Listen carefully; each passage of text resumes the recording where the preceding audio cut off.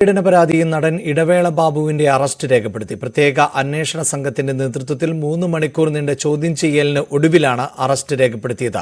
ആലുവ സ്വദേശിയായ നടിയുടെ പരാതിയിലാണ് അറസ്റ്റ് രേഖപ്പെടുത്തിയത്. 354, 376 എന്നീ വകുപ്പുകൾ ചുമത്തിയായിരുന്നു അറസ്റ്റ്. ഇടവേള ബാബുവിന് മുൻകൂർ ജാമ്യം ലഭിച്ചതിനാൽ ചോദ്യം ചെയ്യലിന് ശേഷം അറസ്റ്റ് രേഖപ്പെടുത്തുകയും പിന്നീട് വിട്ടയക്കുകയും ചെയ്തു.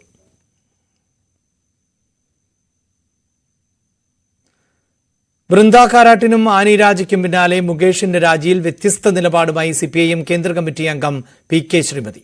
കോടതിയുടെ തീരുമാനം വരുന്നതുവരെ കുറ്റാരോപിതൻ മാത്രമാണ്. രാജിയിൽ അവനവൻ തന്നെയാണ് ഔചിത്യപൂർവ്വം തീരുമാനം എടുക്കേണ്ടത്.